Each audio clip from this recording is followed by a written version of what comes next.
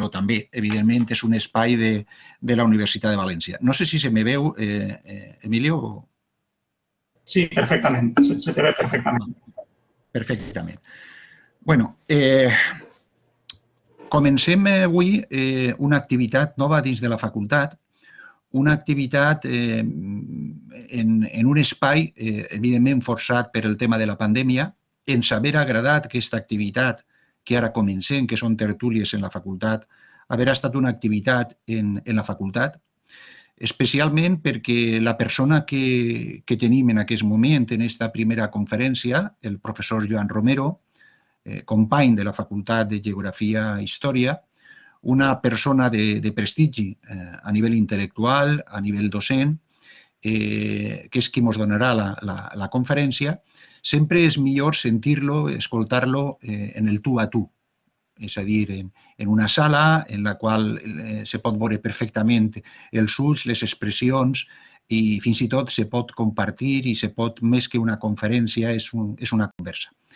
Donades les circumstàncies, ens ha paregut oportú, evidentment, no fer aquest tipus d'activitats presencials per la qüestió de seguretat i fer-les online. Quan li vas comentar al doctor Joan Romero que anaven a fer aquestes activitats de conferències en la facultat, em va dir de seguida que sí. Joan Romero és un intel·lectual i, sobretot, és un professor de la Universitat de València, és una persona institucional i volcada totalment a la universitat. I ens va parlar d'un tema que ell coneix molt, que és el tema de la comunitat valenciana, el tema del nostre territori, de la situació actual, del futur, d'aquest futur que se mos obri, un futur complicat, molt complicat, però ell sempre té la paraula justa i sobretot té la perspectiva. I a més, els que no el conegueu, alguns alumnes que estic veient, sou de primer o de segon, veureu el seu verbo, que és un verbo que arriba perfectament, que s'entén de meravella i, en última instància, és una persona dins de la nostra comunitat i fins i tot a nivell estatal, una de les persones més prestigioses en el seu camp. Per a la Facultat de Geografia i Història, i ell ho sap, és un orgull i un plaer tenir-lo com a company i no tinc més que donar-li les gràcies per la seva aportació a aquesta magnífica conferència que tindrem. Gràcies, Joan. Muy bien, muchas gracias, Josep. Y antes de empezar la conferencia, a mí me gustaría dar también la bienvenida a todas las personas que habéis entrado en esta sala, en esta actividad. Una nueva actividad que lanzamos desde el equipo de Canal con el propósito de descubrir de la mano de un especialista nuevas dimensiones sobre temas de actualidad que interesan a la comunidad universitaria, pero también a la ciudadanía en general. Como bien ha explicado el decano, las circunstancias sanitarias nos obligan a que por el momento la actividad se celebre de una manera virtual. Pero también es cierto que queremos plantear el formato virtual como una oportunidad, pues aunque nos gusta la presencialidad, el estar en red va a permitir que nuestros mensajes pues lleguen a muchas más personas. Además, la sesión se está grabando, va a grabarse, por tanto, y va a almacenarse en un repositorio que va a estar accesible a todo el que desee ver la conferencia en otro momento. Los valencianos vivimos en un territorio complejo, sumido en una situación que ahora más que nunca es difícil e incierta. Un territorio medioambientalmente diverso, lleno de oportunidades, pero también con unos lastres de tipo sociopolítico y de modelo económico que es necesario revisar y abordar con una mirada estratégica. ¿Y quién mejor para ello que el profesor Joan Romero, catedrático de Geografía Humana del Departamento de Geografía de la Universidad de Valencia, compañero, gran compañero y gran especialista, miembro del Instituto Interuniversitario de Desarrollo Local y desde el año 2019 director de la cátedra Prospect Comunidad Valenciana 2030, impulsada por la Presidencia de la Generalitat Valenciana y por la Universidad de Valencia. Además, como van a ver ustedes, como vais a ver, además de ser un magnífico docente y orador, el profesor Joan Romero también ha sido director general de universidades de la Generalitat Valenciana en el año 1983, fue secretario general técnico del Ministerio de Educación y Ciencia entre los años 1985 y 1987, fue conseller de Educación y Ciencia y portavoz del Gobierno de la Generalitat Valenciana entre el año 1993 y 1995.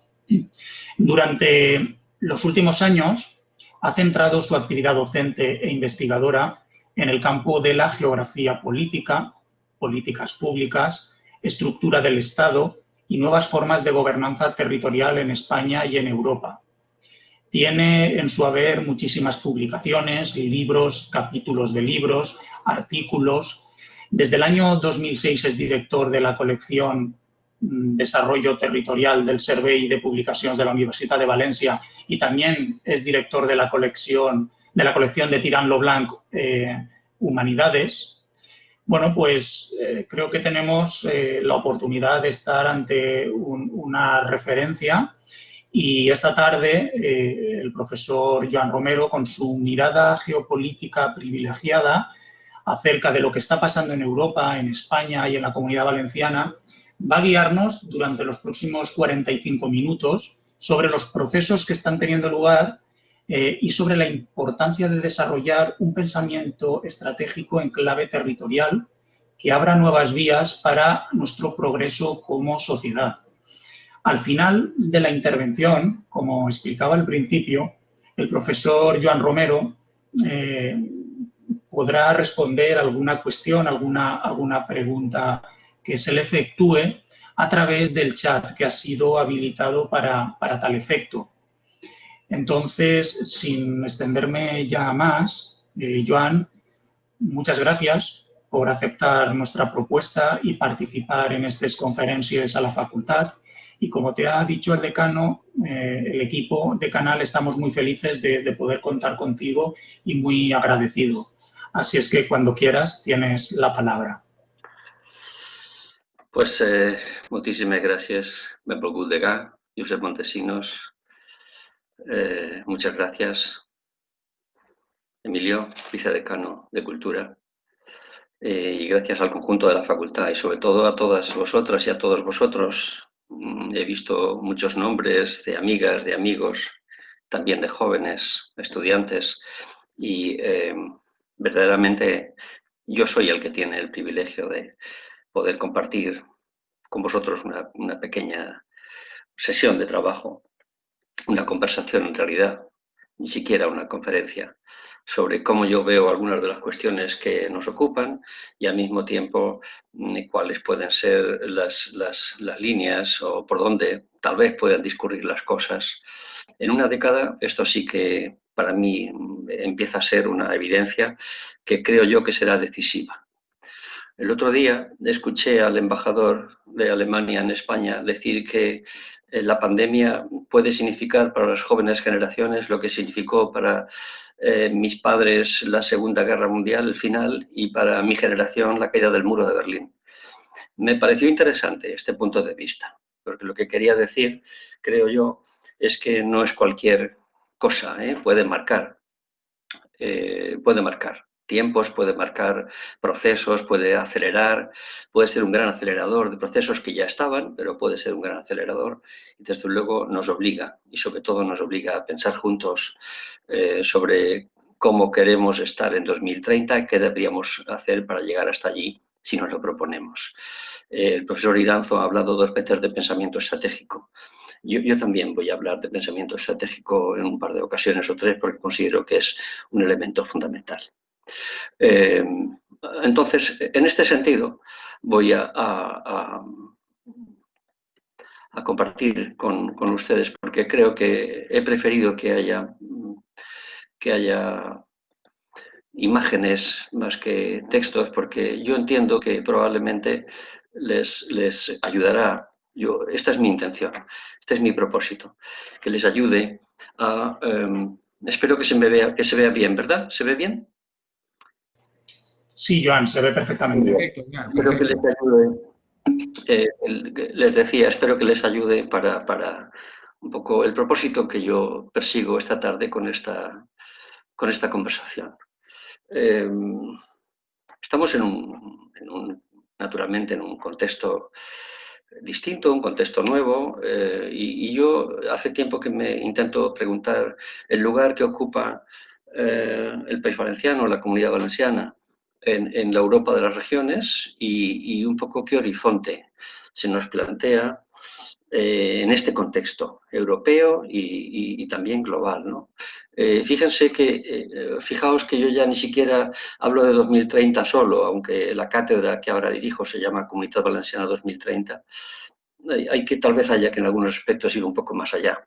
Pero en todo caso, es evidente que no podemos huir del contexto en el que estamos insertos, de cuál es la situación o en el modelo de Estado en el que vivimos, que tiene sus luces y sus sombras, como todos los estados, naturalmente, y un poco la agenda. Me voy a concentrar sobre todo en la agenda, que es para lo que el decano y el doctor Irazo pues me dijeron que pensara un poco en esto, ¿no? Este sería un poco el planteamiento de trabajo.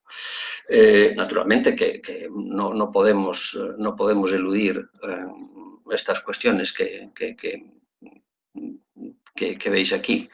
Vivimos en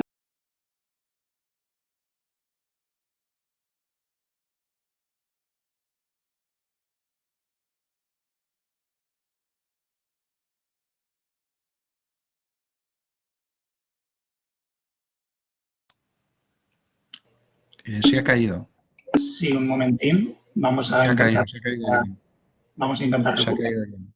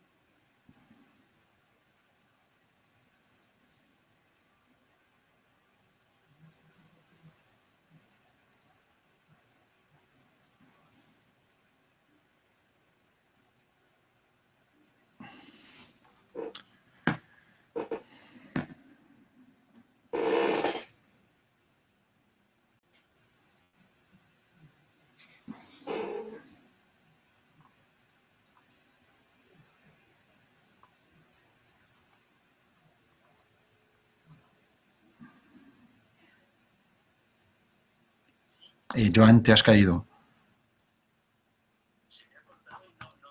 Ya, Ya estás conectado, ya estás conectado. ya lo... Vale. ¿Estás en la facultad o No, está en casa. en casa? Vale. Vale, ya está conectado. Adelante, Joan. Hola, ¿Me Joan. sientes, Joan? Pues sí, muchas Sí, gracias. Sí, Endavant. decía que no sé muy bien qué ha ocurrido, pido disculpas. Decía que no podemos eludir el contexto en el que estamos, evidentemente, ¿no? Vivimos en un contexto geopolítico nuevo, algunos le califican de muchas maneras. Yo prefiero hablar de tendencias de fondo más que de contexto, ¿no? Porque me parece que es más lógico. Ahora se hacen muchos escenarios sobre cómo va a ser el mundo después de la pandemia, todo esto. Yo prefiero no tengo respuestas para esto, pero sí tengo muchas preguntas. Y lo que sí observo son algunas tendencias de fondo que me parece que son relevantes prefiero concentrarme en las tendencias de fondo que yo veo. Veo un contexto geopolítico nuevo, dominado por dos grandes bloques tecnológicos, Estados Unidos y China. Y en este contexto geopolítico nuevo, la Unión Europea tendrá que decidir un poco si es capaz, si quiere, si puede convertirse en un tercer espacio geopolítico entre ambos grandes bloques tecnológicos. Se le llama de muchas maneras, pero el hecho es este. Esta es una tendencia que se va a consolidar durante esta década y vendrá la batalla por el 5G y vendrá la batalla por la autonomía estratégica, por la autonomía, por la soberanía estratégica de la Unión Europea, si queremos ser parte del tablero geopolítico o no, y en este sentido la Unión Europea y dentro de ella las periferias, la nueva periferia y la vieja periferia europea, pues nos veremos muy afectados, directamente afectados, diría yo. La segunda tendencia de fondo, que no califico, pero que se evidencia, es la del incremento de las desigualdades. Esta es una tendencia importante. Un incremento de las desigualdades, especialmente en Europa Occidental, en las democracias liberales, en las dos partes del Atlántico, porque este es un hecho que es un efecto directo de la globalización y que naturalmente esto afecta al conjunto de nuestras sociedades. Nuestras sociedades se han fracturado, nuestras sociedades se han polarizado, nuestras sociedades se han fragmentado, nuestras sociedades políticamente se ha vaciado el centro, nuestras sociedades se han replegado, nuestras sociedades han recuperado un cierto retorno al hecho del Estado-nación, han recuperado un relato en torno a las identidades nuevas y viejas. Algunos colegas hablan de una nueva era, del enfrentamiento, como Salmon. Otros nos limitamos a hablar de un contexto pues, mucho más incierto, más inseguro, un contexto que Traverso definió como un presente comprimido, ¿no? Sin vinculaciones con el pasado, con los relatos del siglo XX, pero también sin perspectiva un poco de futuro. Nos faltan ahora mismo nuevas utopías que aglutinen probablemente a nuestras sociedades. Tal vez haya dos utopías en el futuro inmediato que puedan ser aceleradores o aglutinadores, el movimiento feminista y el movimiento ecologista, pero como utopías para una década, ahora mismo yo no veo ninguna otra. Por tanto, las desigualdades, con todo lo que ello significa, es un elemento importante también, ¿no? Y luego tenemos esta realidad, digamos, nueva, que tiene que ver con las libertades, con el derecho individual, con la vigilancia, que también es importante. En cuanto a nos sentimos un poco observados, los grandes monopolios tecnológicos globales pues, han consolidado una posición hegemónica y aquí se abre un debate que será importante en esta década también, que es un poco cómo preservar nuestros derechos, qué hacemos con la verdad, qué hacemos con la objetividad, qué hacemos con las fake, qué hacemos con... Todo esto también va a estar naturalmente sobre nuestra mesa. Ya ven que no tengo particulares respuestas. Sencillamente me limito a proponer en esta conversación lo que en este momento las ciencias sociales, en el sentido más noble del término y en conjunto, pues se ocupan. Y claro, por supuesto que todo esto está cubierto por un gran techo que preside todo lo demás, que es lo verdaderamente importante. Lo que he dicho hasta ahora es urgente, solo urgente, y que es el cambio climático y los efectos. Esto va a ser muy relevante. Y sería importante que tomáramos conciencia, especialmente en ámbitos universitarios, pero más allá, los medios de comunicación también, para hacer entender, hacer llegar a la mayoría de la población de que puede ser mucho más catastrófico los efectos del cambio climático para generaciones enteras y para el conjunto de la sociedad y para los bienes comunes y para el planeta en su conjunto, si no hacemos nada para evitarlo, puede ser mucho más importante que los propios efectos de la pandemia. Y esta década también será decisiva, entiendo yo. Bien, pues esto es un poco lo que yo creo que hay. Este era el mapa político del siglo XX, el mapa geopolítico, pero el mapa geopolítico del siglo XXI ya no es este. El mapa geopolítico del siglo XXI es este. El mundo se ha desplazado hacia el Pacífico, con lo cual, pues si se fijan bien, donde vivimos nosotros ya no estamos en el centro, estamos en el extremo, somos el extremo occidente, que diría algún colega. De modo que, y sobre este terreno tendremos que jugar, y sobre este terreno, sobre este tablero, el mundo se ha desplazado el poder, la capacidad, la población, todo está unido, ¿eh? Crecimiento de la población, poder económico, poder tecnológico, se ha desplazado hacia el Pacífico. Y en ese contexto la Unión Europea tiene que o bien salir de su indolencia o bien seguir instalada en su dulce declive y en este sentido pues ver que nos convertimos en mero espectador en un tiempo en el que nadie nos va a esperar. Y si esto fuera así, los efectos para la vieja periferia en la que estamos nosotros, ya saben que la vieja periferia es Portugal, Irlanda, Portugal, Italia, Grecia, de España, y la nueva periferia naturalmente son los países de la Unión que ahora mismo forman parte de la Unión y que pertenecían al ámbito de la Unión Soviética hasta la caída del muro, ¿no? Pues las periferias europeas, sobre todo la vieja periferia, en este contexto, pues vamos a tener más dificultades naturalmente que el centro de Europa, ¿no? Bien, fíjense cómo están las cosas. Y hasta ahora observen que no estoy hablando para nada de los efectos post-pandemia. Estoy hablando de cómo estaban las cosas antes, hasta el 2019, 2018. Fíjense cómo estaban las cosas. Si se fijan bien, este es el cambio entre el 90 y el 2019. En realidad, entre el 2000 y el 2019, en realidad. Pero si se fijan bien, esto que hemos calificado el año pasado como voicelessness, es la falta de Occidente, pues viene marcado por este peso increíble de la región de Asia-Pacífico, especialmente en la emergencia como actor geopolítico de China, el mantenimiento relativo, porque está en un declive relativo, pero todo muy relativo, de América del Norte, y naturalmente pues también un declive importante en cuanto a peso en Producto Bruto de Europa. Nuestros marcadores básicos hasta antes de la pandemia eran 6, 25, 50. 6% de la población, 25% del Producto Bruto y 50% del gasto público social mundial. Pero estos marcadores básicos de la Unión Europea pues se van a modificar.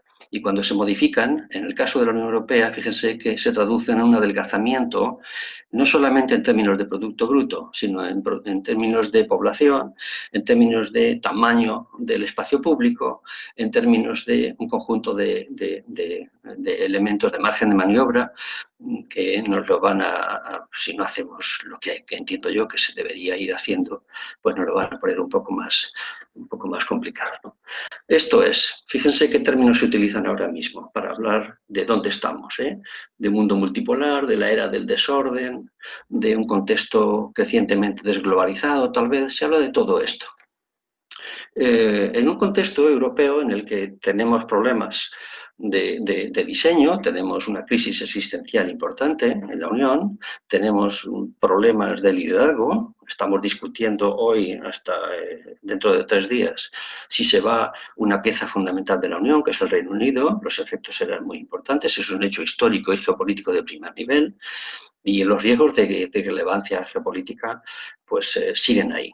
Y realmente no podemos eludirlos. Naturalmente que algunos de estos procesos se han acentuado, porque ya venían de antes, pero se han acentuado con la pandemia. Y la parte buena, la parte positiva es que la Unión Europea por lo menos ha sido capaz de reencontrarse parcialmente siquiera, con motivo de estos grandes acuerdos de recuperación, Next Generation, que tienen, a mi juicio, más trascendencia de lo que algunas personas le han dado. La mayoría le damos mucha trascendencia, especialmente para países medianos como Italia o España. No quiero ni pensar lo que habría sido de nosotros en esta pandemia si no hubiéramos formado parte de la Unión o no hubiéramos contado con el paraguas del Banco Central Europeo. No quiero ni pensarlo. Pero algunas veces he llegado a verbalizar que estaríamos más cerca de una situación parecida a la Argentina que no a la de Dinamarca, por poner un ejemplo que nos ubique a todos, ¿no? Y vamos a ver un poco la Unión Europea si es capaz de ser más asertiva, si es capaz de convertirse en este tercer espacio geopolítico del que yo hablaba y de reforzar su soberanía estratégica. La Unión Europea ha utilizado el concepto de autonomía estratégica, ya lo saben, ¿no? Yo creo que utilizan el término autonomía estratégica porque les disgusta hablar de soberanía estratégica. Yo, en cambio, prefiero hablar de soberanía estratégica, porque me parece que es más real. Esto es lo que va a ser. He querido poner esta imagen para una cosa que quiero que entiendan. Al menos así lo veo yo, y es que la parte de la administración norteamericana cambiará en unas semanas. Pero tengan en cuenta una cosa, cambiará menos de lo que parece. Las administraciones, demócrata y republicana, tienen su propia hoja de ruta. Y su propia hoja de ruta en cuestiones muy esenciales, como defensa, como bloques, como Pacífico, como Mediterráneo, como Norte de África, como soberanía o autonomía estratégica suya, como digitalización, no va a variar particularmente. Las administraciones grandes como la norteamericana son como grandes transatlánticos. Les cuesta mucho cambiar el rumbo. Y verán que naturalmente habrá cambios, yo espero que positivos, en aspectos muy relevantes como cambio climático, por ejemplo, y derechos humanos, pero en otros aspectos verán que el problema sigue siendo europeo, básicamente europeo. Y he querido mantener esta imagen por dos razones. Primero, porque vean que la parte de la mesa de la administración norteamericana, verán que dentro de 3 o 4 meses los problemas seguiremos discutiendo sobre lo que discutimos ahora, con Norteamérica y con China. Y por otro lado, por otra razón he querido dejar esta imagen, porque en geopolítica, si no estás sentado en la mesa es porque formas parte del menú. Esto lo aprendí de un viejo especialista, de un antiguo especialista, y me parece que sigue siendo verdad. En este momento, lo que no puede ser es que en esta década sigan discutiendo dos actores. Si nosotros estás sentado en la mesa, si no eres un jugador en el tablero geopolítico, entonces tú te verás perjudicado. Bien, este es el contexto en el que estamos, básicamente. Claro, las viejas periferias, especialmente la periferia sur, tiene un problema importante, y es que nosotros llegamos más tarde que el centro de Europa a nuestro modelo de bienestar. Tenemos un modelo económico, un modelo productivo y un modelo económico distinto, especialmente algunos países como España, que es un modelo, y algunos territorios como el País Valenciano o la Comunidad Valenciana, que es un modelo basado en una economía de bajos salarios, y entonces aquí nuestra agenda tiene que intensificarse. Tenemos que participar de la agenda europea, pero al mismo tiempo tenemos que ser capaces de establecer nuestra propia hoja de ruta. Cada estado, cada región, cada ciudad tiene que diseñar su propia hoja de ruta, porque me parece que será esencial. Esta es la realidad. Esto es lo que hay. Si se fijan bien, hay dos grandes periferias. Eso quiero pasar rápidamente para que se hagan una idea. Hay dos grandes periferias, que está en color ocre, color marrón. Hay un centro clarísimo, y el problema es que nosotros estamos en un territorio intermedio. Cuando digo nosotros quiero decir la Comunidad Valenciana, un territorio intermedio con muchas fortalezas pero también con muchas debilidades. Y la agenda, dentro del contexto europeo y el contexto español, tiene que ser elaborada desde aquí, contando con ayuda de fuera y con la cooperación de otros actores en el contexto español, pero tiene que ser pensada desde aquí. Y esta década será muy importante, y hay unos cuantos ejes que me voy a concentrar en ellos rápidamente ahora después, que me parece que serán los esenciales. Esto que ven aquí en cuanto a riqueza, distribución de la riqueza, este es el mapa de 2007. Bien, el de 2018 prácticamente es el mismo. Les diré más, ha empeorado un poco en 2018 en cuanto a indicadores, de modo que si vamos a mirar detalles como el de cómo están las regiones, la escala regional, que es la importante, la que nos ocupa hoy aquí, pues podía decirles esto, ¿no? Fíjense de 2008 a 2014 cómo ha evolucionado. Cuanto más oscuro es que el indicador ha evolucionado a peor. De modo que algunas partes de Europa, de las comunidades autónomas, en el caso español, fíjense que del 2008 al 2014, luego mejoró un poco y ahora ha llegado la pandemia y hemos vuelto a tener una caída muy brusca, tal vez demasiado brusca. La globalización nos ha afectado mucho. Fíjense el caso de España, que es la cuarta línea, la anaranjada, como la industrialización, pues la desindustrialización, el impacto de la globalización, pues ha afectado mucho en este periodo anterior, desde el año 95 al 2019, y lo hemos compensado En este caso, fíjense, España, que está la última línea amarilla en cuanto a valor añadido bruto del sector manufacturero. Por tanto, nos encontramos con un territorio económico que tiene dificultades para insertarse, para gestionar los impactos de la globalización y al mismo tiempo lo hemos compensado por la vía de la economía basada en los servicios.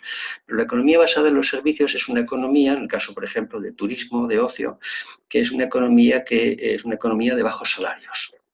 Y en este sentido, pues nos va bien cuando hay una época alcista, porque aparentemente se genera mucho empleo, pero de muy baja calidad, pero nos va muy mal cuando hay una situación como la actual, que somos, por esa razón, las regiones europeas más castigadas están en el caso español, España en su conjunto, y muchas comunidades que están basadas en este tipo de actividades, pues mucho más.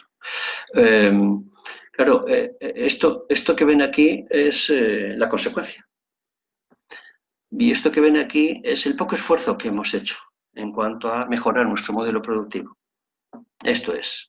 Y en este sentido es donde yo creo que hay que incidir más, mucho más. Y todavía también en calidad institucional todavía tenemos una agenda pendiente muy, muy importante.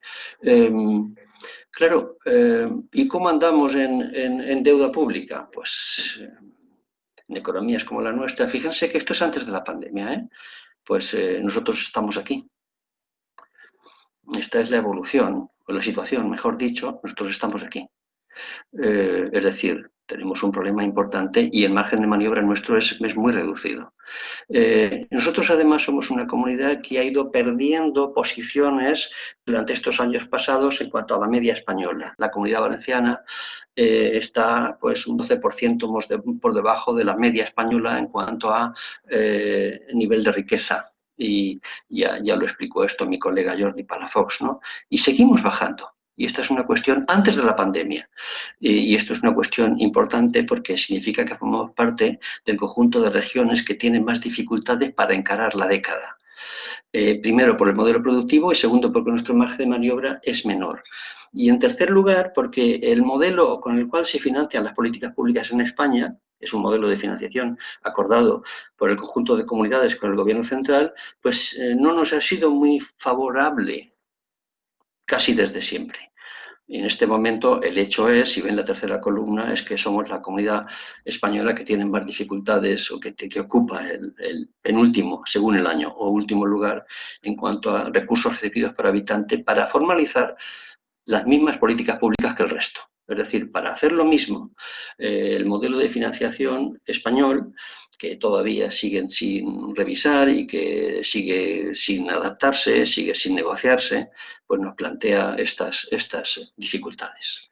Claro, tenemos además una dificultad derivada de nuestro modelo productivo para retener talento. Esta es una comunidad que está en la zona intermedia en cuanto a su capacidad para retener talento. Tenemos muy buenas universidades públicas, pero luego nuestro modelo productivo no tiene capacidad para retener el talento que aquí se forma, ¿no? Y tiene que ir a otros territorios pues para ocuparse de aquellas cuestiones en las que se formó. Cualquier informe, fíjense que son de 2019, el informe del IBI, el informe de Ecotec sobre la innovación, el mapa del talento en España, les puede dar una idea al respecto.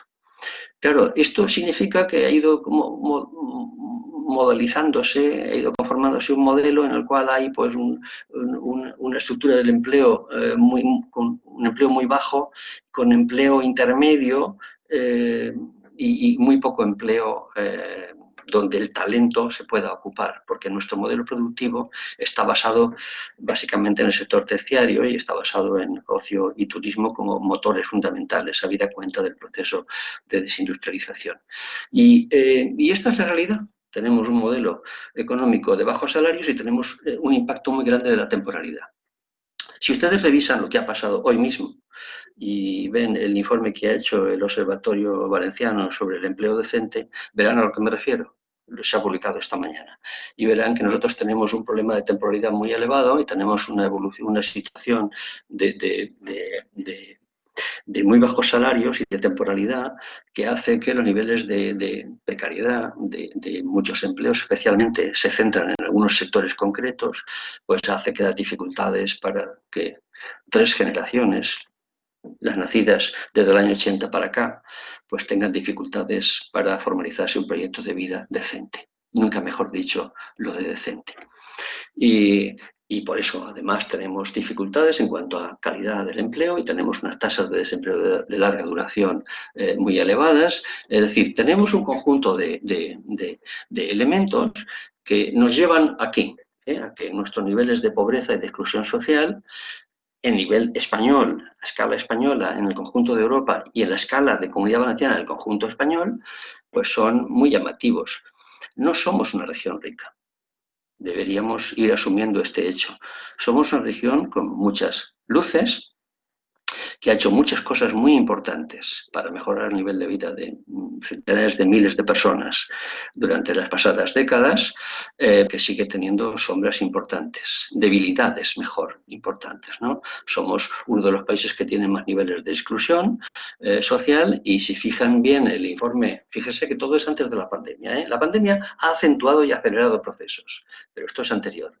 Pues si ven aquí, ven la diagonal esta diagonal en la que la tasa de pobreza y de exclusión, pues en nuestro caso es muy elevada. Y formamos parte de aquella España que no nos gustaría formar, pero esta es la realidad. Y no podemos eludir. Podemos ser optimistas, pero el optimismo no puede hacernos eludir pues la realidad. De modo que ese es el informe de Arope y este es el informe FOESA de noviembre del año pasado, hace un año, ¿no? Y ahí ven ustedes que nosotros tenemos niveles de exclusión, ya teníamos niveles de exclusión muy elevados y naturalmente de este 20,3, pues la pandemia de exclusión severa o de exclusión moderada, la pandemia los ha incrementado de una manera espectacular. Me referiré a ello. Y además somos un país, un Estado en su conjunto que tiene dificultades para redistribuir la riqueza. Nosotros somos un país muy afectado negativamente por lo que definimos como el efecto Mateo. Es decir, nos cuesta mucho redistribuir bien a aquellos que lo necesitan más. Por eso nuestro nivel de redistribución a hogares y a grupos con dificultades es bajo, es un nivel muy bajo. Fíjense que somos el cuarto por la cola en cuanto a posibilidad de redistribuir de manera eficiente a aquellos hogares y familias que lo necesitan más. Por eso el efecto Mateo es muy marcado en el caso español. Bien, y luego tenemos esta historia que nos ha acompañado desde siempre, que es la de el sistema educativo. Tenemos un sistema educativo donde las tasas de personas que abandonan el sistema educativo antes de tiempo, o que ni estudian ni trabajan, o que es alarmante, es demasiado elevado. Demasiado elevado. Nos acompaña esto durante décadas, hacemos reformas, pero las reformas, por muchas reformas que hagamos, no tienen resultado. Fíjense el dato del abandono temprano en la Unión Europea y el caso español. España es el país que tiene tasas de abandono temprano más elevadas de la Unión. Y esto me parece que es un asunto de una relevancia extraordinaria. Bien. Naturalmente estamos afectados por el proceso de envejecimiento como el resto de países y aquí ven ya el impacto de la pandemia. Si se fijan bien, los sectores más afectados han sido naturalmente hostelería y turismo y ocio, los que están abajo de la gráfica, justamente aquellos motores de nuestra economía regional. Y en este sentido, por eso somos, junto con Baleares, junto con Cataluña, junto con parte de Andalucía, junto con Canarias, pues naturalmente de las regiones más afectadas. Y las dificultades de recuperación pues dependerán de la evolución de la pandemia. Por tanto, una conclusión de estas gráficas, ¿cuál podría ser? Si no hacemos las cosas bien, es probable que nos encontremos durante esta década con una curva de este tipo, una recuperación en forma de K. Dependerá de los poderes públicos, en el caso español, en el caso regional, también con la ayuda de la Unión, de que esto no sea así. Porque esta evolución en forma de K, de que haya ganadores y haya perdedores del proceso, pues está sobre la mesa. Y de ahí la importancia de repensar, de ahí la importancia de revisar. Esto es lo que nos ha traído, esto es el resultado del proceso de globalización para las democracias liberales.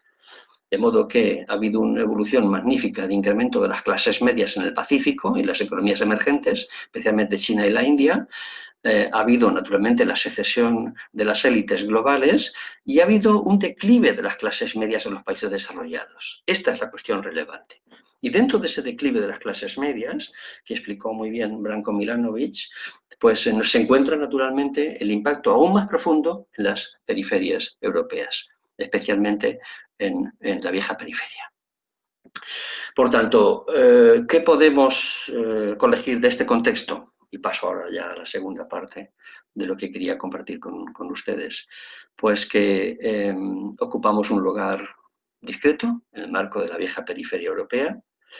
La Comunidad Valenciana ocupa un lugar discreto en una Europa que ahora intenta rescatarse a sí misma en el marco de un Estado ciertamente complejo, compuesto, como es el Estado español, con serios problemas de gobernanza, que ahora llaman cogobernanza, con dificultades para articular lo que debe ser pues, un Estado que haga verdadero este modelo funcionalmente federal que nos hemos dotado, de autogobierno y gobierno compartido, y que tiene que repensar nuestro modelo de crecimiento. Debería abandonar el pensamiento táctico y debería apostar por el pensamiento estratégico. Yo creo, hace tiempo que soy los que defienden que hay que ir hacia un modelo distinto, gradual, pero distinto. Y debe ser un modelo basado en el acuerdo, basado en el pacto y un modelo que sitúe el horizonte en 2030 como muy pronto. Y además revisando muchas cuestiones. Y en el caso español y en el caso valenciano, el acuerdo debería empezar por un acuerdo nuevo de financiación que permita que las políticas públicas se puedan hacer con las mismas garantías que se hacen en otras comunidades. Porque si no, nuestra capacidad se reduce de manera muy dramática para mantener médicos, para mantener profesores, para mantener maestros y maestras, para mantener servidores de la justicia, para mantener servicios sociales en los ayuntamientos. Para todo esto, nuestra capacidad de maniobra es muy reducida. Cuando se hace el presupuesto de una comunidad como la valenciana, apenas queda un 4% del presupuesto global del año pasado, antes de la pandemia, para hacer políticas públicas nuevas, distintas, aquellas que habría que probablemente que hacer, ¿no? Son problemas estructurales, muchos de ellos son sistémicos y deberían y se han agudizado naturalmente con la pandemia, se han agudizado mucho.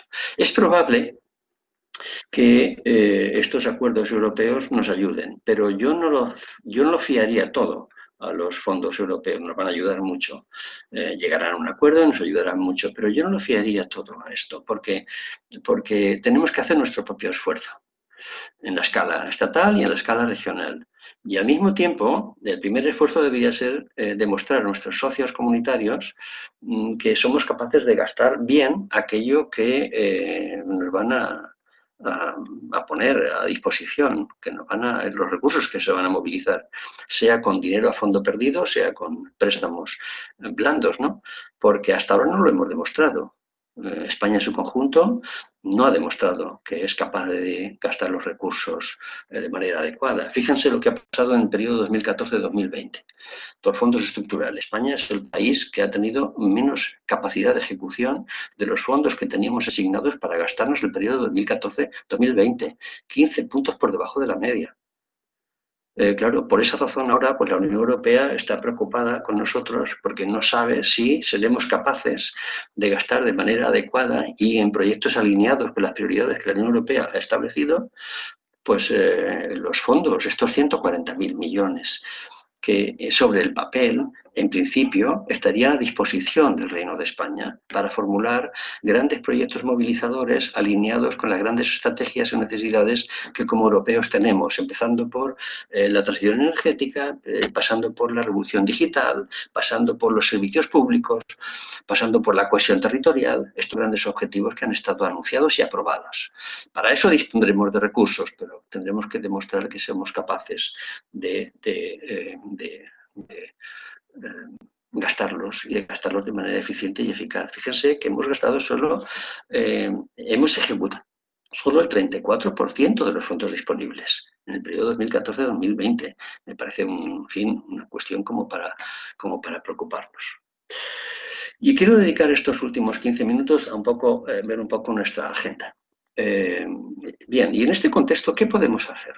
Bueno, primero, lo que yo creo que tenemos que reconocer es que nuestra comunidad, pese a lo que acabo de decir, tiene muchas fortalezas y tiene una red urbana potente y tiene un sistema público de investigación y universitario potente y tiene una red empresarial, un sistema productivo en algunos ámbitos muy innovador y que tiene verdaderamente cuestiones relevantes. Es verdad que también tenemos la otra cara, que tenemos ciudades en declive, que tenemos sectores económicos muy maduros, que tenemos regiones o comarcas con serio riesgo de despoblación y de declive, comarcas del rural intermedio por supuesto, del rural profundo, que tenemos déficit de algunas infraestructuras estratégicas muy importantes, que tenemos, naturalmente, que esto es lo que habría que hacer, entiendo yo. Es por ahí por donde habría que por donde habría que ir, ¿no? Entiendo yo.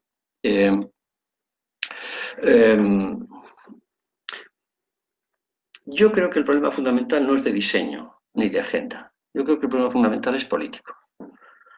A mí me parece que si no hay voluntad de alcanzar acuerdos, no hace falta hablar de agenda de ningún tipo. Así se lo digo con toda claridad. Lo dije en las Cortes Valencianas cuando fui invitado a hablar de esto. Lo he dicho donde he sido llamado. Nuestro problema se llama voluntad de alcanzar acuerdos estratégicos. ¿Cómo queremos estar en 2030? ¿Qué deberíamos hacer para llegar hasta allí? Acuerdos en lo básico, con un enfoque pensado en el medio plazo, que sea capaz de desbordar el ciclo político. Consciente de nuestras fortalezas, naturalmente, ¿no? Y, por supuesto, contando con que haya un acuerdo, espero que en 2021, un acuerdo digno para financiación de las comunidades autónomas que nos sitúe en el lugar que a esta comunidad le corresponde. Estas son las tres condiciones previas imprescindibles, a mi juicio. Estas son acuerdos políticos estables, un modelo de buena gobernanza multinivel, entre nivel estatal, regional y local. La gobernanza tiene que ser revisada y tiene que ser perfeccionada, porque si no, la eficacia y la eficiencia de políticas públicas pues se erosiona o se resiente mucho, y una visión estratégica e inclusiva. Yo creo que estas son las tres condiciones imprescindibles, previas, los tres intangibles, pero fundamentalmente el primero, el de acuerdos políticos estables. Me parece a mí que esto es, en este momento, muy relevante. ¿Por qué digo esto? Pues porque el caso español es uno de los casos donde la polarización es más acentuada de toda la Unión Europea en este momento. La polarización política es uno de nuestros problemas fundamentales. Cuestión de Estado, oposición de Estado, sentido de Estado, en gran medida en el caso español son un significante vacío.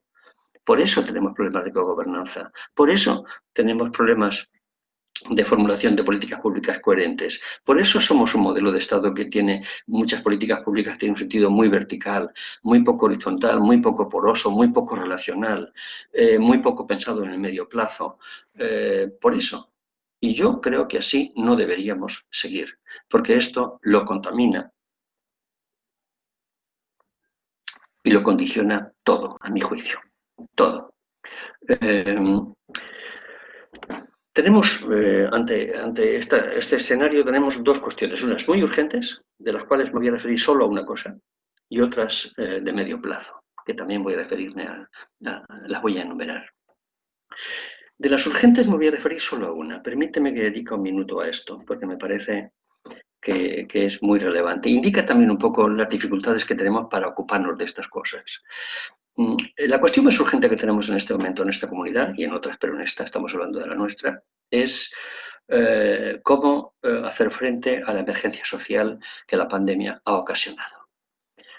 Esta cuestión tiene que ser absolutamente prioritaria para gobiernos locales, para el gobierno regional, para el gobierno español, absolutamente prioritaria.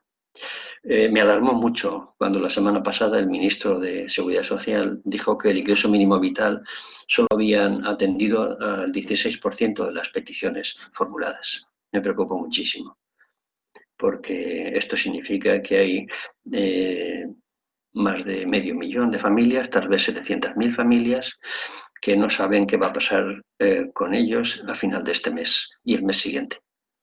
Y eso significa que en esta comunidad hay entre 60 y 80.000 familias que no saben qué va a pasar de ellos. Y cuando digo familias, no piensen solamente en aquellos grupos de población absolutamente vulnerables que han venido muy castigados durante mucho tiempo, sino que a estos grupos se les han añadido sectores muy amplios de población, de clase media y clase media baja, que se han quedado literalmente sin ningún tipo de ingresos, sus hogares, por tanto las familias, y las empresas, muchas de ellas pequeñas, pequeños autónomos, que se han quedado en este momento sin ningún tipo de soporte.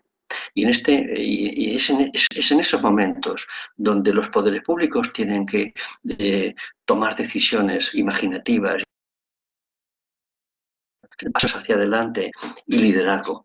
Me parece que esto es muy importante. Me parece que no hay nada más que haga más daño a la vista que las colas del hambre, que a veces dan la vuelta a una manzana, y sobre todo a estas familias, a estos hogares que nosotros calculamos que están en torno a 80.000, solamente en el caso de nuestra comunidad, que tienen estas dificultades. Esta sería la emergencia a corto plazo. Por supuesto que habría que ensanchar el espacio público, y se está haciendo, pero habría que hacerlo mucho más. Por ejemplo, hay un punto débil muy importante, son los servicios sociales municipales, tienen muy poco dotados. Ahí los poderes públicos locales tendrían que hacer un gran esfuerzo. Por supuesto que habrá que ocuparse de la economía de los cuidados, del modelo de residencias, pero esto, por ejemplo, esto que acabo de decir último, ya yo lo sitúo más ya en trabajo para esta década. Lo urgente viene en lo que les he dicho, en el impacto social, en la realidad social que en este momento tenemos. Y para la década, ¿qué grandes áreas de acuerdo visualizo yo? Pues visualizo estas 6 grandes áreas de acuerdo. La primera es el cambio climático y la transición ecológica. Esto debería ser absolutamente prioritario, ya debería habérselo sido, pero desde luego debe ser prioritario en todas las agendas del Estado, regional y local. Absolutamente prioritario. Este es nuestro gran rinoceronte gris para esta década. Si el cisne negro ha sido la pandemia, este es nuestro gran rinoceronte gris, que decía no hace mucho en nuestra revista de nuestra universidad, Método Joan Domènech Ros. Este será nuestro gran desafío colectivo, tal vez civilizatorio, y esta década será muy importante, por lo que verán ahora, como todos los informes nos dicen. La segunda gran área para el acuerdo es la de la gobernanza y la calidad institucional. La gobernanza entre gobierno central y comunidad autónoma, y entre comunidad autónoma y gobiernos locales. Esta tercera pata última, la de los gobiernos locales, es una pata que no se ha desarrollado suficientemente en España, con la necesidad y con la dignidad de vidas. Todavía siguen ocupándose de más cosas de lo que la legislación básica les atribuye o les confiere. Todavía siguen dedicando casi la cuarta parte de su presupuesto a lo que se conoce como competencias no obligatorias, es decir, aquellas que son competencias de otros poderes del Estado. Y sin embargo, pues como están en primera línea, son los que se ocupan de ellas, ¿no? Por tanto, esta cuestión de la gobernanza y la cuestión de la calidad institucional, de formular políticas públicas, de calidad regulatoria, de calidad normativa, de buena selección de los mejores para la función pública, todo esto todavía tiene mucho terreno por recorrer también en nuestra comunidad. Por supuesto que la tercera gran área de acuerdo es el modelo económico y el modelo de crecimiento. Aquí hay que llegar a un gran acuerdo entre actores económicos, entre partidos políticos de las Cortes, porque actores sociales. Porque si no, nosotros no vamos a encontrarnos en mejores posiciones en 2030, ya se lo digo. Nuestro modelo de economía de bajos salarios tiene que ir transitando hacia un modelo que ponga en relación innovación, productividad, salarios elevados, formación. Porque si no, seguiremos instalados en un círculo vicioso sobre sectores que son muy maduros y que realmente precarizan y que realmente hacen que sea muy difícil que esta comunidad se sitúe en un escalón superior. Este sería la tercera gran pata del acuerdo. La cuarta tiene que ver con el pilar social. Jóvenes, mayores y desigualdades. Me da igual el orden. Yo hace mucho tiempo que vengo defendiendo que los jóvenes merecerían una atención mucho más importante de lo que se ha tenido hasta ahora, también en esta comunidad. Los jóvenes, es decir, aquellas personas que han nacido desde el 80 para acá, tienen ante sí un par de décadas, por lo menos una, ya han atravesado una, han sido atrapadas entre dos recesiones, pero tienen una década por delante plagada de inseguridades y de incertidumbres. Y aquí hay que hacer un gran esfuerzo, a mi juicio. Y yo empezaría por la vivienda. Lo he dicho en las Cortes, lo vuelvo a decir ahora y ahí donde se me pregunte. Este país necesita un plan ambicioso de vivienda pública de alquiler para jóvenes y para grupos vulnerables. Porque esta es la pieza fundamental sobre la que se sentaría un horizonte más esperanzador para generaciones enteras. Una persona, aunque tenga empleo, que gane 1.100 euros y que pague 800 euros de alquiler o 680 euros de alquiler, no puede trazarse un proyecto de vida. Lo he dicho y lo repetiré siempre que tenga ocasión. Y esto se debe a que este pilar del estado de bienestar, España lo ha abandonado durante décadas. No ha habido planes públicos de vivienda pública y de alquiler.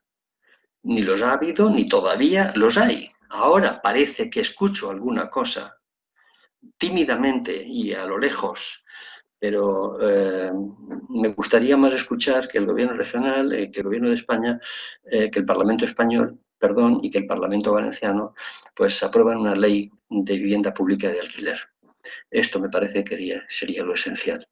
Y esto va ocupando durante esta década. De la misma manera que los mayores, las políticas públicas para personas mayores, pues será esencial. Esta década cambiará el modelo de cuidados, con seguridad.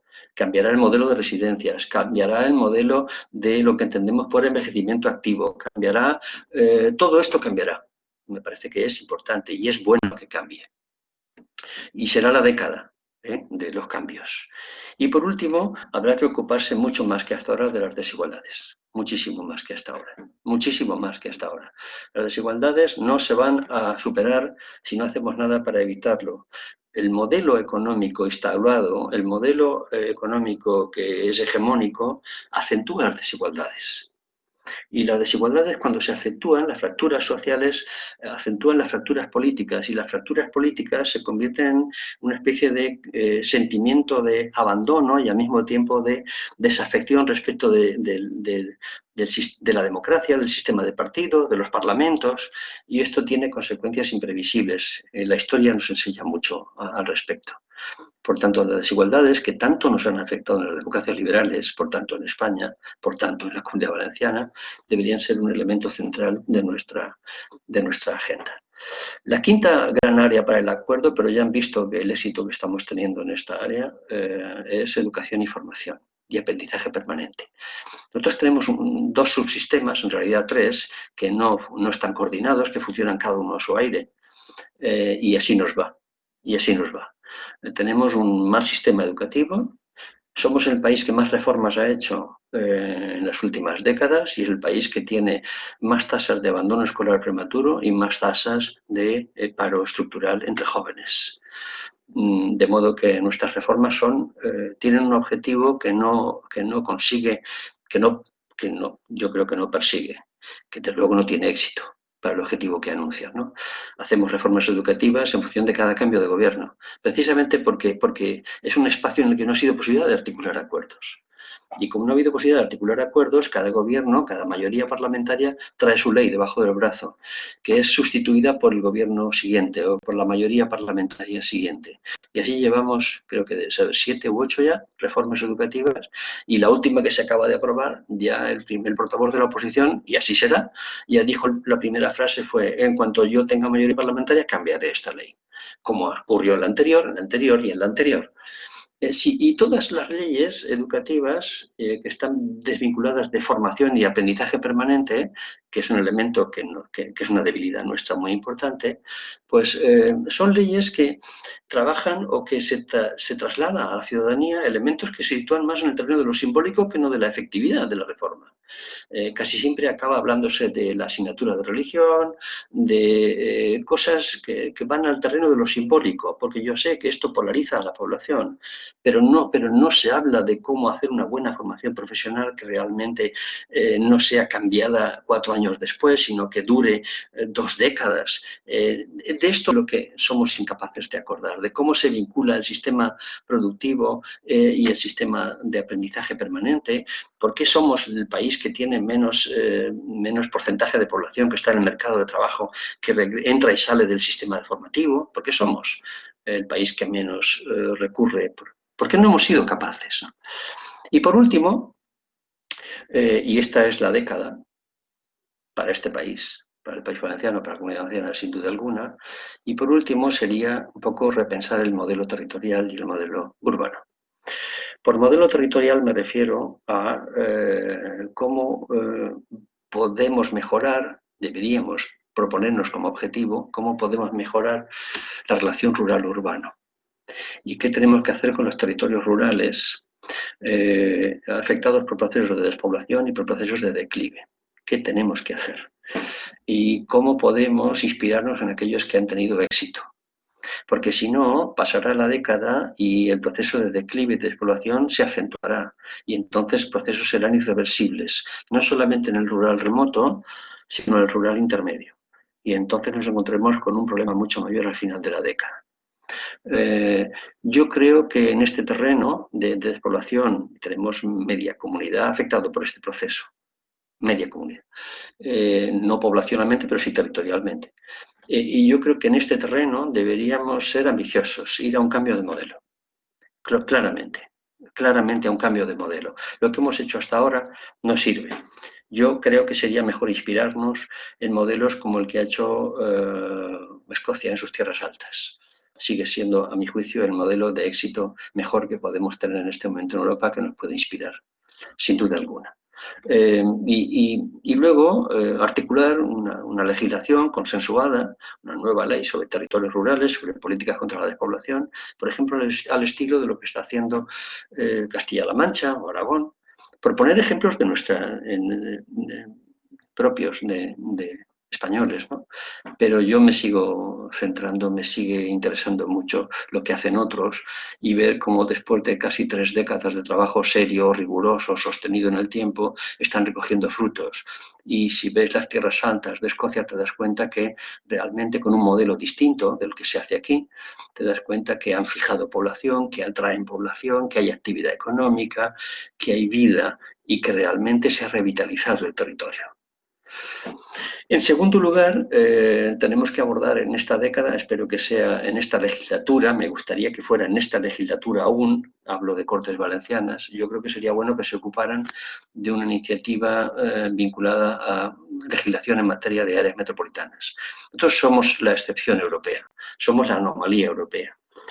Si ustedes miran los Länder alemanes, donde hay 6 modelos de áreas metropolitanas distintos, en función del contexto específico de cada uno, si ustedes ven Francia, y ven Lyon, y ven Lille, no digo París, ven ciudades intermedias, regiones urbanas intermedias como Lyon o Lille, verán que piensan en clave metropolitana, es decir, en clave de ciudad real. La ciudad real y la ciudad administrativa pueden convivir, deben buscar alianzas, deben buscar marcos de cooperación, con una legislación o con marcos normativos que realmente sean flexibles, pero que permitan ocuparse de la ciudad metropolitana, de la región urbana y metropolitana, de la ciudad real, ¿no? Y por último, el modelo de ciudad. Probablemente la comunidad, la pandemia va a acelerar algunos procesos y a lo mejor la buena noticia es que habrá cambios culturales, es probable, no lo sé. Es probable que haya cambios culturales, que cambien patrones de consumo, que cambien percepciones y por tanto que modifiquen las propias dinámicas preexistentes. Por ejemplo, a lo mejor cuando en las ciudades ahora se habla en algunas partes de Europa de la ciudad de los 15 minutos, es decir, de recuperar el valor de lo próximo, de recuperar la idea de que los ciudadanos tengan en el entorno de 15 minutos los servicios fundamentales para ellos y sus familias y para sus vidas, a lo mejor están queriendo proponernos un cambio de modelo de ciudad. que significaría pues un cambio de modelo comercial, que significaría un cambio de modelo de movilidad, un cambio de modelo de ocio, de consumo. Esto puede ser importante. Y creo que, al menos yo creo que deberíamos apostar por eso. Me ha gustado mucho la idea de la ciudad de los 15 minutos desde hace mucho tiempo, por esta razón que les digo. Esta sería para mí las grandes áreas de acuerdo para esta década, en el caso de nuestra comunidad, en el caso valenciano. Quedaría una última cuestión, que no es menor, y con esto acabaré. Y es que la Comunidad Valenciana, fíjense, si lo piensan, quienes me están escuchando, sabrán que ha pasado de ser una comunidad que estaba en las páginas de sucesos a una comunidad que ya está en las páginas de política. Esto es una buena noticia. Significa que ha habido un proceso de recuperación de una cierta, en el imaginario colectivo, una reparación, ha habido una idea de que realmente pesamos un poco más en el contexto español, que tenemos una forma distinta de hacer las cosas, que podemos incluso aspirar junto con otros en cooperación con otros actores políticos en términos de comunidad autónoma, a proponer un modelo de Estado, una articulación territorial del Estado que sea equidistante o que se separe tanto del nacionalismo español o de los intentos de nacionalismo español como de los intentos de secesión, que España es mucho más compleja, que España también es Andalucía, también es Canarias, también es Baleares, también es Galicia, también son las Castillas, y yo creo que ahí la Comunidad Valenciana podría desde principios muy fundamentales como el de coordinación, cooperación, lealtad institucional, respeto de unos y de otros, pues probablemente la Comunidad Valenciana podría aspirar junto con otros actores políticos a liderar un poco este proceso, esta construcción de esta tercera España, este tercer espacio, que sea capaz de sacarnos de esta polaridad entre Madrid-Cataluña y Madrid-Euskadi, ¿no? Los demás también contamos, los demás también somos importantes. Esta es una comunidad que tiene la misma población que Dinamarca. Una comunidad de 5 millones tiene que pesar mucho más, tiene que ser mucho más visible. Pero solos yo creo que no podríamos hacerlo. Y el modelo de Estado, la articulación territorial del Estado que nos hemos dado es una articulación territorial que necesita reformas. Muchas de ellas no requieren reformas constitucionales, pero necesita reformas. Y tal vez con una cooperación entre distintos actores se podría huir de estas tensiones que hay, que nos han acompañado demasiado tiempo, pero que no ayudan, desde luego a nosotros nos ayudan muy poco. Naturalmente, reforzando nuestras claves propias.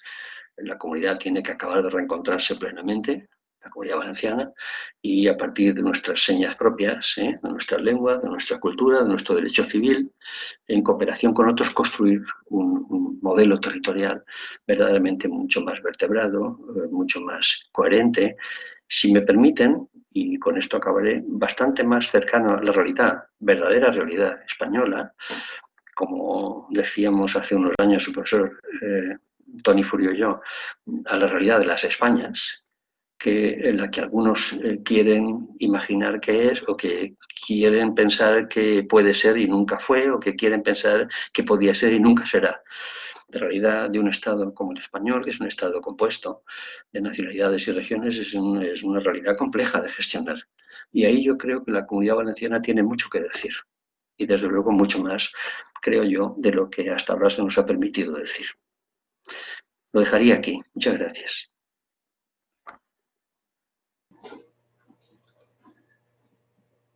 Muchas gracias, Joan. Muchas gracias por la magnífica ponencia, el magnífico dibujo que nos has realizado de la situación socioeconómica y territorial también de la Comunidad Valenciana. Y yo creo que, bueno, pues nos has hablado de muchas cosas y nos has dejado preocupados, pero bueno, también ilusionados, ¿no?, con los retos que se nos plantean y que bueno, pues muestran que la Comunidad Valenciana puede jugar, como bien has dicho ahora al final de tu intervención, puede y debe jugar un papel muy, muy importante en ese estado de las Españas y que bueno, hay mucho trabajo por hacer y yo creo que hay que también ser optimistas, a pesar de la situación compleja en la que nos encontramos. Hay que ser optimistas porque tenemos el potencial, tenemos los recursos humanos y bueno, yo creo que ahora es un buen momento para dar la palabra a las personas que nos acompañan, por si hay alguna persona que a través del chat, como decía al principio, desea hacer alguna pregunta, alguna consulta, alguna aportación al profesor Joan Romero. Estaré encantado de responder lo que me sea, de lo que sea capaz, por supuesto. Sí. Josep Montesinos, que es el decano y que bueno, ha levantado la mano, parece que quiere intervenir. Josep. Sí, un poco para dar tiempo que la gente piense sus preguntas. Bueno, muchísimas gracias, Joan. Ha sido una conferencia verdaderamente clara, densa, pero también muy concisa en cuáles son los problemas y cuál es la situación y los retos. Que por otra parte, yo, sin ser optimista, pienso que evidentemente son apasionantes. Y hay una cosa que me preocupa fundamentalmente de lo que has dicho. Creo que has ido acertando en todas esas grandes áreas, pero has dicho dos palabras que en este momento están ausentes en nuestra vida política, ¿no? No tienes más que poner cualquier telediario, escuchar la noticia, leer las prensas. Las dos palabras que has utilizado, que te han parecido que son fundamentales, es acuerdo y pacto. Y en este momento mandan casi más los extremos que el acuerdo y el pacto. Como bien dices, ha desaparecido una posición central. Y entonces, sin ser pitoniso ni tal, ¿cómo ves que la actual situación de esa tendencia hacia los extremos, esa imposibilidad de pacto, ese auge sobre todo de las extremas derechas, de los extremismos, nos puede llevar a una situación de total impasse y encima con lo que se nos viene encima ahora de todo la Unión Europea, todo el presupuesto que va a llegar, cómo se va a distribuir y tal, en una situación que, como te digo, ya estamos viendo cómo está el Parlamento. Sobre todo, ¿cómo ves esas posibilidades de pacto y hasta qué punto ese bascular hacia los extremos, especialmente por parte de la extrema derecha, nos va a impedir y perder el tren de lo que se nos viene encima, como tú muy bien has apuntado? Muchísimas gracias. Gracias, Josep. Verás, yo soy relativamente optimista respecto de esta pregunta que formulas.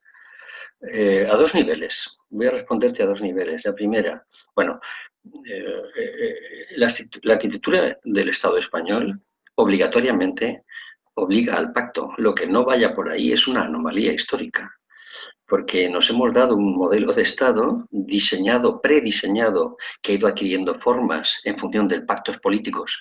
Este fue el gran acierto de la Constitución, que es dejarla abierta, dejarlo intencionadamente abierto. Bueno, pues podríamos tener otro modelo de Estado, pero tenemos el que tenemos. El modelo de Estado español, que es un modelo de Estado que yo defino como de funcionalmente, federalmente disfuncional o federalismo disfuncional e incompleto, no deja de ser un modelo de Estado funcionalmente federal. Y federal viene del latín, como tú sabes mejor que yo, que significa foedus, pacto. Es que nuestro modelo de Estado obliga a la coordinación y a la cooperación. No se puede gobernar de otra manera. Entonces, las élites políticas de los partidos políticos han abrazado desde hace tiempo la estrategia de la polarización. Es una estrategia, pues, a mi juicio equivocada, porque naturalmente impide los pactos, porque deja la parte central, la deja yerma, polariza a la población en torno a los partidos y entonces el espacio del acuerdo queda muy debilitado. Y esto yo creo que las élites por los estados mayores de los partidos en Madrid, que abrazaron esta estrategia de la polarización desde hace tiempo, desde hace 3 gobiernos por lo menos, casi 4, ahí no veo yo muchas perspectivas, pero sí veo en otros 2 niveles. En la escala regional, yo creo que la Comunidad Valenciana está viéndose desde fuera como un ejemplo de que las cosas se pueden hacer de otra manera. Piensa, por ejemplo, y yo creo que este es el camino, Piensa, por ejemplo, que la Generalitat Valenciana ha sido capaz de articular un pacto en el Parlamento, en las Cortes Valencianas, un pacto con los actores económicos y sociales y un pacto con la Federación de Municipios y Provincias. Si esos pactos, esos acuerdos, ganan en densidad, si ahora se llevan a los presupuestos del año que viene, se llevan y se concretan en proyectos que se puedan presentar a la Unión Europea para ser financiados mediante el programa Next Generation Unión Europea, yo creo que eso es un camino muy interesante, porque yo he visto que aquí hay un clima institucional más favorable que el que existe, por ejemplo, vamos a decir entre comillas, en Madrid. El otro camino del pacto es construir alianzas desde las periferias. Me explicaré. Al final, más allá del partido político que conforme las mayorías parlamentarias autonómicas que conformen gobiernos, los problemas y las agendas son los mismos. Son los mismos. Y le interesa lo mismo el corredor mediterráneo al gobierno de Murcia, que es conservador, que al gobierno valenciano o al gobierno catalán. Le interesa lo mismo. O al gobierno andaluz. Por tanto, nos interesa a todos el corredor mediterráneo. Más allá de la infraestructura, pensar en un eje mediterráneo de actividad económica nos interesa. Nos interesa. Nos interesa articular un modelo de gobernanza que realmente se ocupe de la escala regional, refuerce la escala regional y la escala local. Nos interesa. ¿Por dónde quiero ir yo? Quiero ir por la vía de que tal vez la cooperación entre comunidades, aunque sean de opciones ideológicas distintas, pero que tienen agendas similares, sea una forma de eludir este tapón que las cúpulas de los partidos siguen irradiando desde Madrid, ¿no? de la polarización. Lo que yo creo que sería viable para eludir eso es que comunidades como Cataluña, como Valencia, como Andalucía, como Galicia, realmente construyeran espacios de acuerdo en torno a agendas comunes. Y yo creo que esta vía es más transitable que la otra, mucho más transitable. Y tal vez por ahí se pueda un poco eludir esta situación, ¿no? Creo yo. Porque si no, donde realmente hay demasiado ruido y por tanto imposibilidad de alcanzar acuerdos, es en Madrid. Sería bueno que no fuera así. Pero ya he dicho al principio que España es uno de los países con mayor nivel de polarización, junto con Estados Unidos, de las democracias liberales. Esto deberían revisarlo lo antes posible, las élites de los partidos. Fíjate que he dicho las élites de los partidos porque, por ejemplo, se dice que tenemos un problema de gobernanza, que el problema del Estado autonómico. No tenemos un problema de organización territorial del Estado, tenemos un problema político, pero no de organización territorial. Porque con la misma organización territorial, de descentralización política muy acentuada, muy extensa, muy generosa, se podía ser mucho más eficiente y mucho más eficaz en la formación de políticas públicas. Y se podían aprobar leyes educativas y leyes formativas y leyes en relación con el empleo y leyes, las que fueren, ¿no? En el Parlamento español, de otro signo. Pero yo creo que es un problema de élites, de partidos, que no de organización territorial, por tanto, político. Fíjate, y acabaré con esto, que si tú ves las encuestas del CIS, te das cuenta de una cosa muy curiosa. La población española se sitúa entre el 3,6 y el 5,9, entendiendo por 0 extrema izquierda y 10 extrema derecha. Se sitúan en el centro. En cambio, los partidos políticos, las élites, las direcciones, intentan situar a su electorado correspondiente en los polos. Esto es lo que nos hace bueno, pues un poco diferentes y lo que realmente ayuda poco a la formulación de políticas públicas. No he entrado, fíjate que en todo el tiempo, hoy no he entrado para nada en la otra gran cuestión histórica que está, no sé cuándo, yo no la veré, no veré resuelto. No he querido entrar ahí, que es en el asunto de cómo articular naciones y regiones en España. No he querido entrar ahí. Me he situado todo el tiempo en la escala estricta de formulación de políticas públicas con coherencia, eficacia y eficiencia. Yo ya sé que existe el otro gran problema histórico desde hace 2 siglos, pero no he querido entrar ahí porque creo que este asunto tiene peor solución. Pero el previo, el anterior, el que nos sitúa, situándonos en el terreno de la formulación estricta de políticas públicas en un Estado, digamos, funcionalmente federal, ahí se podría hacer mucho más. Y además con un añadido, sin reforma alguna de la Constitución. No es preciso reformar la Constitución para abordar decenas de reformas que serían muy importantes para el Estado español y para cada una de las comunidades. No hace falta reforma alguna, solo hace falta voluntad política. Muchas gracias, Joan. Bueno, algunas personas del chat que están siguiéndonos están felicitándote por la conferencia, dándote las gracias. Algunas, incluso alumnas que tuviste ya hace mucho tiempo, pues bueno, que están muy contentas de haberte podido escuchar.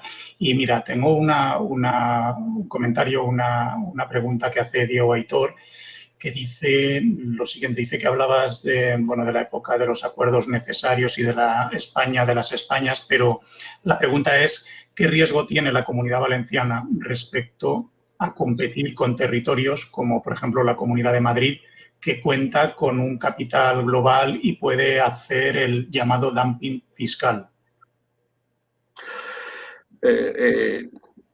Muchas gracias, Diego, que también fue alumno, por cierto. Esta cuestión se plantea en todos los países de nuestro entorno, de modo que el debate está entre París y el resto, está entre Londres y el resto, está menos en Alemania porque las sedes del poder están distribuidas, está menos en Italia porque el poder económico y político está reequilibrado, pero en Francia o en Reino Unido, naturalmente que este debate existe. Existe y es un riesgo, y el riesgo vamos a llamarle el fenómeno de la capitalidad. Pues ya sabemos lo que significa todo eso. Las grandes capitales concentran poder, concentran riqueza, concentran el talento, concentran la capacidad, concentran inversiones. Es la sede de las grandes empresas, está la sede de los poderes centrales del Estado, está la sede de las instituciones y entonces esto naturalmente es un plus que hace que tengan unas capacidades que otros territorios no tienen. En el caso español ha pasado una cosa muy curiosa y es que Madrid se ha ido un poco. De modo que incluso aquella tensión que había entre Madrid y Barcelona claramente la ha ganado Madrid. Pero esto es un hecho que es muy difícil de contrarrestar, salvo por un camino, que es el camino de la equidad. No hay más camino para contrarrestar este hecho, este fenómeno de la capitalidad que siempre va a existir, porque Londres va a seguir siendo Londres y París va a seguir siendo París, pero solamente se puede sortear por la vía de la equidad, Diego. En el sentido de que si nosotros dispusiéramos de herramientas construidas sobre el principio de equidad, entonces ya la responsabilidad recaería exclusivamente sobre nosotros. Y por tanto tendríamos, y ya se nos podría hacer la pregunta de qué puede hacer usted por ustedes mismos sin ocuparse de lo que hacen los demás, ¿no? Pero eso requiere una condición imprescindible y previa, que es revisar a fondo, con criterios de justicia territorial, de justicia social y de equidad, cómo los recursos de un Estado mediano como el español se distribuyen de manera equitativa entre los territorios que son las comunidades autónomas y luego dentro de cada comunidad entre las comunidades autónomas y los gobiernos locales. Esta es la gran asignatura que hemos resuelto desde el principio de la democracia. Y esta asignatura es fundamental. Y a partir de ahí, con un margen, porque el modelo federal no significa que todos son iguales, pero con una base de equidad, un fundamento de equidad, a partir de ahí cada uno podrá desplegar sus propias capacidades, pero en unas condiciones parecidas. Porque si no, entonces territorios como el nuestro, pero también como Andalucía, también como Murcia, en parte como Cataluña, tener nuestro margen de maniobra es mucho más reducido, por no decir casi inexistente. Entonces, cuando tú llegas el 1 de enero, el gobierno valenciano, me da igual quién gobierne, y tiene un presupuesto donde la segunda consellería más importante se llama deuda, pues entonces tu margen de maniobra se reduce mucho. ¿Por qué la segunda consellería se llama deuda? Pues porque ha habido que ir endeudándose para hacer las mismas políticas de financiación de las universidades o de los servicios sociales que el resto.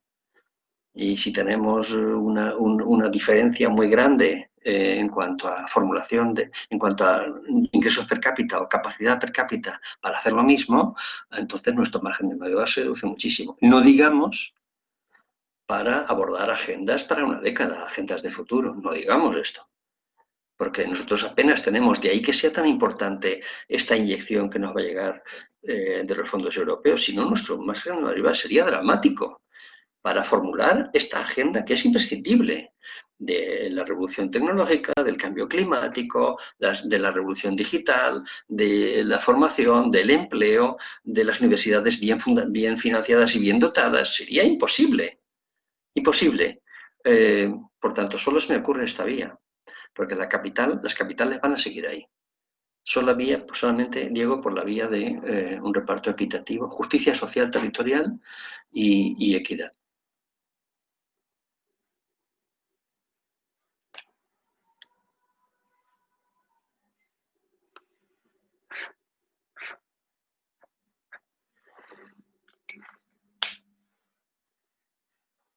No se te oye, Emilio.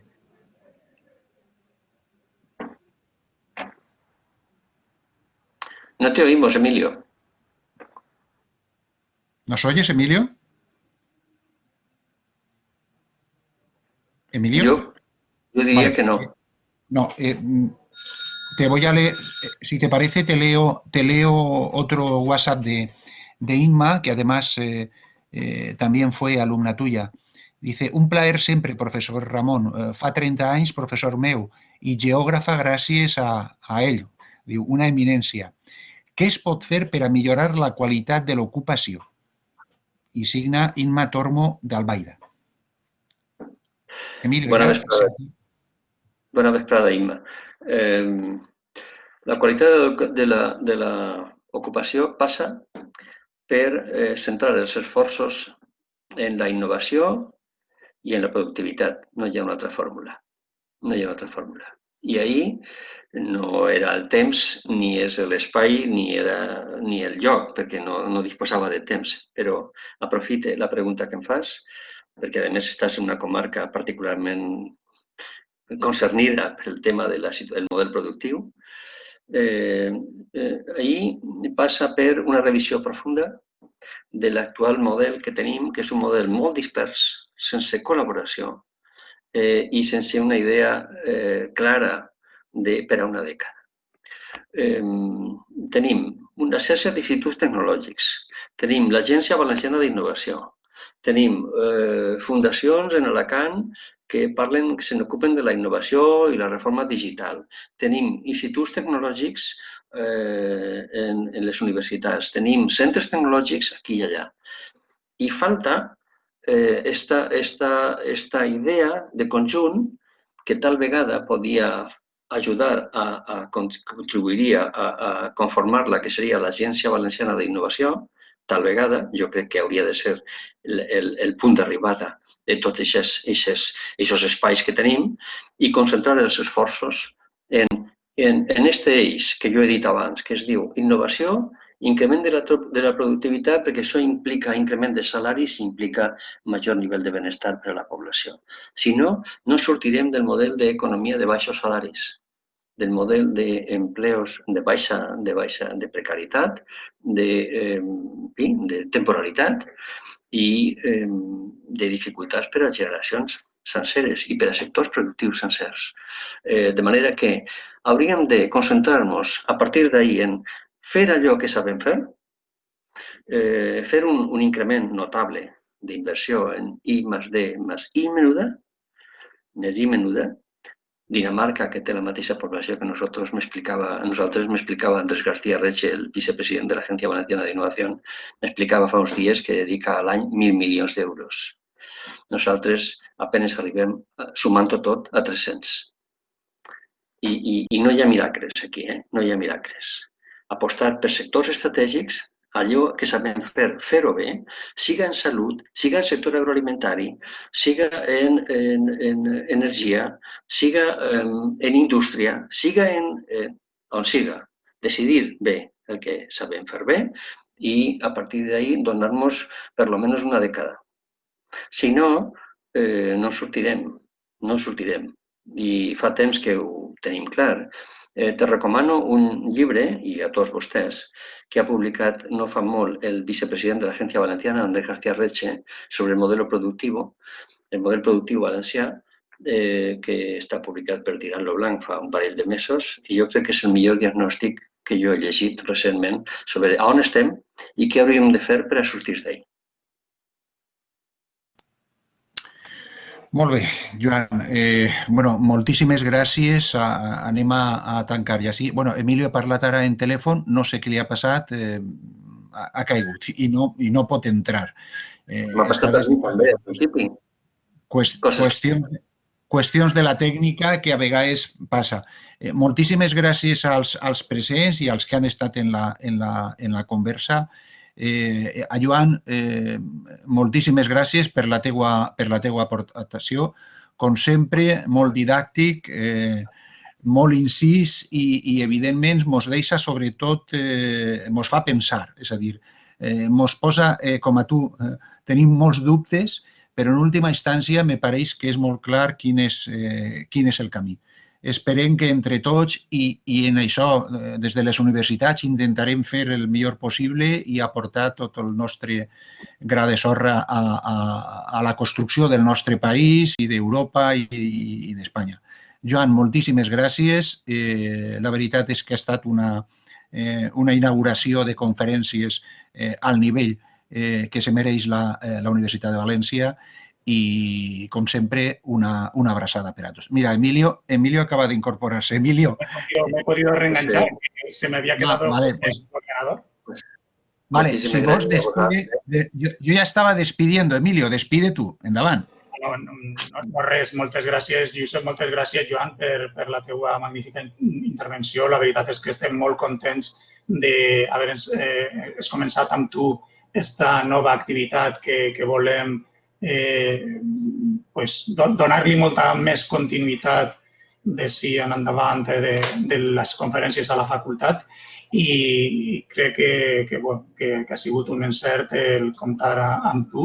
Estem molt agraïts i no res, invitar a totes les persones que ens han seguit que anem a continuar amb la nostra programació i que tindrem pròximament uns altres conferenciants que també ens parlaran de coses molt adients als problemes i a les necessitats que tenim al territori, al nostre entorn immediat de la Universitat de València. Moltes gràcies, Joan, i no res, fins a la pròxima. A vosaltres i a tots els que heu acompanyat.